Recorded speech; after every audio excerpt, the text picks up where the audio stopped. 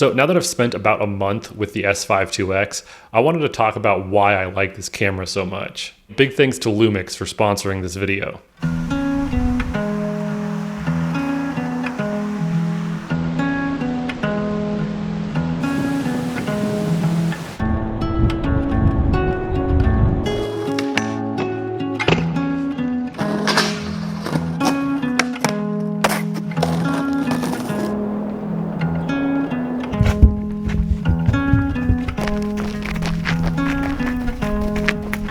On the outside, you might just see a mirrorless camera, but internally, it's a lot like a cinema camera. And I feel like Lumix has been doing this with cameras even back to like the GH4, giving them shutter angle and cinema 4K. There's just so many cinematic features within this camera that sometimes you don't even see on cameras that are branded as cinema cameras. And the thing that I like specifically about the mirrorless camera design is that it allows you to be a minimalist filmmaker. There are a lot of traditional filmmakers that I probably don't fall into that category, but they really like to build their camera rigs up and have a really big rig. But with a mirrorless camera like the S5IIX, you can keep your kit nice and small. And one of the things that I like about the mirrorless camera design is that you still have a viewfinder. So you don't necessarily have to have a ultra bright monitor on your camera. You can just put your eye up to the viewfinder and still be able to compose, expose, and focus your image. But at the same time, this camera still allows you to build it up into a much larger cinema rig if you want to. I still probably will every now and then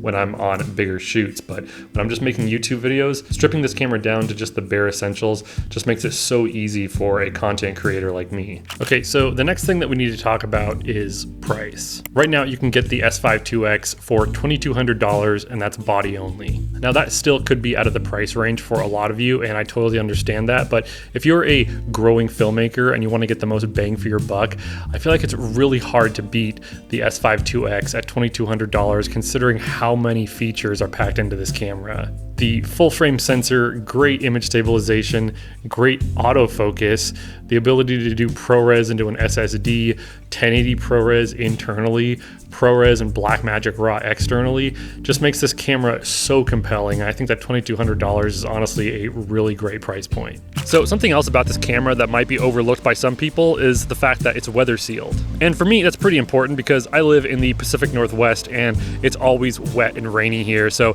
having a camera that I don't have to baby as much when I take it out is actually pretty nice. The fact that this camera isn't going to overheat on you on hot days and you can actually take it out in some light rain or even to a waterfall like this because it's weather sealed is something that is really appealing to me. And weather sealing has always been something that I look for in a camera.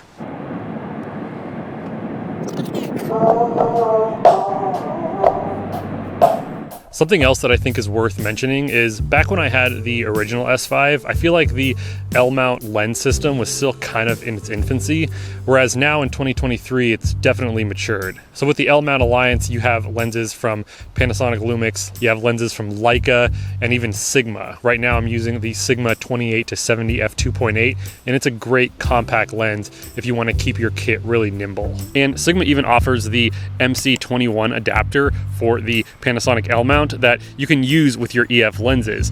That way, if you have a collection of EF lenses, you don't have to completely switch out your system right away. You can use your EF lenses on the Panasonic L-mount, which is pretty nice. As far as features and specs, this camera compromises on very little. If you're someone who's used to higher end cinema cameras that offer a lot of latitude and different recording formats, you can shoot ProRes RAW externally on the S5IIX or Blackmagic RAW. If you're used to shooting ProRes, then you can shoot that into an external SSD. And again, as far as the internal codecs, it gives you a plethora of options, whether you want to save on card space or get a really beefy all-intro recording internally to SD cards. So what's my overall conclusion? Well, for me, face detection autofocus was something that I personally have been waiting for a really long time to come into Lumix cameras.